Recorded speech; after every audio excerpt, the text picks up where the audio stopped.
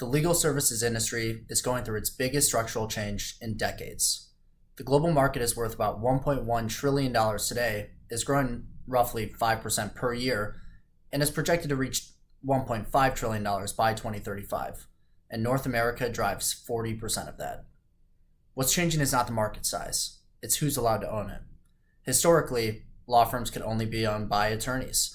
Now Arizona, Utah, and DC have opened the door to non-lawyer ownership through alternative business structures, while MSO models let private equity invest around these restrictions in the other 48 states. We're already seeing this play out. KPMG launched KPMG Law after acquiring its Arizona ABS license. Charles Bank backed Aprio, and Fortress and Uplift investors are rolling up personal injury MSO platforms. Although personal injury has led the initial wave of institutional investment within the category, we are seeing increased interest within corporate law M&A. The corporate law market is an attractive one from an investment perspective. The market's worth roughly $194 billion today, and it's been growing steadily. That growth is coming from a few clear places. U.S. corporate profits hit $4.1 trillion in 2025 and climbed to $4.4 trillion in Q1 2026, and that profitability is funding legal budgets across governance, compliance, and transactions. On the deal side, global M&A remains extremely strong. It's up 41% year over year to $4.8 trillion in 2025, driven mostly by large cap and mega deal activity. That's translating directly into demand.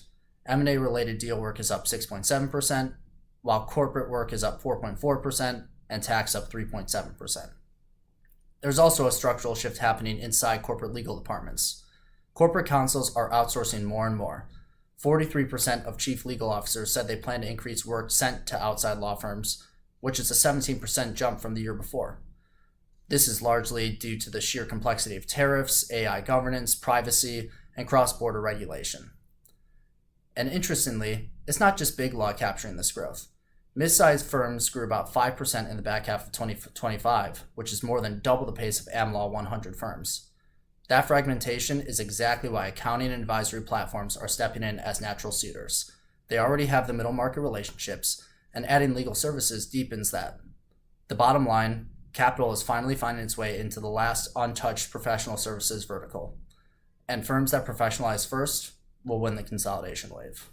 Hyde Park Capital is one of the most active investment banks in selling law firms and covers both corporate and consumer practices, including governance, mergers and acquisitions, commercial contracts, labor and employment, real estate, personal injury, family law, trust and estates, consumer bankruptcy, criminal defense, and more. If you are interested in connecting with one of our expert teammates, please feel free to reach out at any of the contacts shown on the screen now.